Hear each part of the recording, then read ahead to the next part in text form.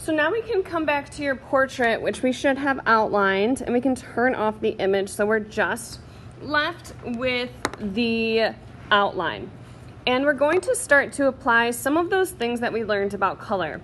Now, first off, I want to tell you there are some easy ways to add color. And the easy way is to do something that's flat. So let's say I want to color my eyes in. If you've got an area that has a whole enclosed shape, like these shapes that I have in the eyeball, you can easily just drop a color into those on Autodesk Sketchbook. So what I'm going to do is I'm going to turn my picture back on, and I'm going to turn the opacity to up higher.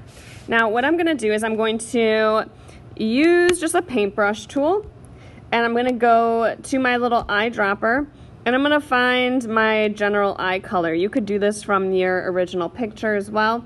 I'm going to turn off that layer, come to my drawing, click on my little paint bucket, and press in, and that actually just drops a color in. Let's see, do I have enclosed shape here? Yep, I have that there too. Now this only works if you've got a whole enclosed shape, but it doesn't make it look as realistic. If we want to do some color blending, we have to do it in a different kind of way. So first off, I'm going to undo that. Let's say I just want to paint in to this image. If I take my paintbrush and my paint bucket is off and I'm just painting in a section, and I use something like the tattoo ink pen, so it's a more solid color. If I just go in and paint, it's going to go over those lines that I just spent so much time creating. So we don't want to do that. We don't want to draw over our drawing. So what we have to do, like we learned in the color tutorial, is add an extra layer. Now, if that layer is beneath the drawing and I add color, it is going to go behind the drawing. So this is really nice to know. So let's say I'm doing something like hair. So I'm going to do my color area for the hair. Let's get some colors first that I want to use. First, the highlight color. I'm going to go to my color layer, and I'm just going to start placing some color here. I'm going to go outside the lines, and I'll show you how to clean that up later. Now I want to do a shadow area. Let's get a good color again. Now you don't have to do this if you don't want to, but it's a nice way to get your drawing to have some more realistic colors to it. Let's find a nice deep brown, turn that back off, come back to my paint layer, and add some brown here. Now let's go, and I had some shadows around here too. Now we're going to go to our Smudge Tool.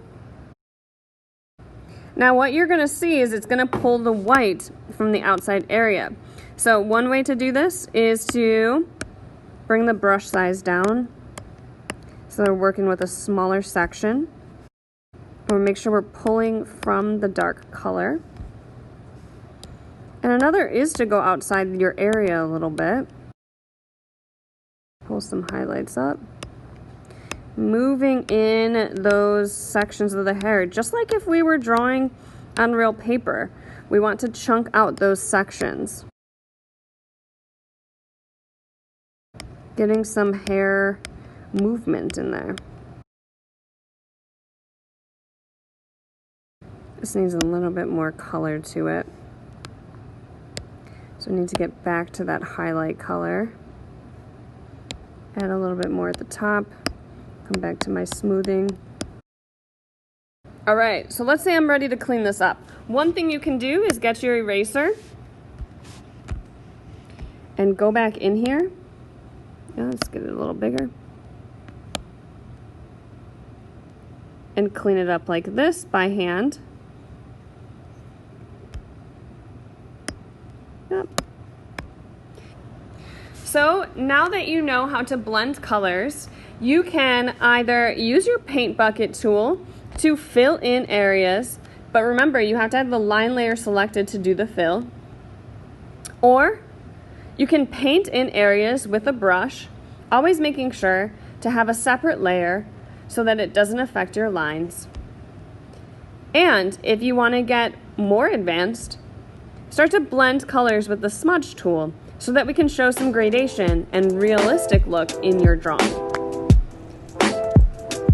I will give you a couple more tutorials in how to make your drawing look a little bit more advanced. And that means adding textures and backgrounds.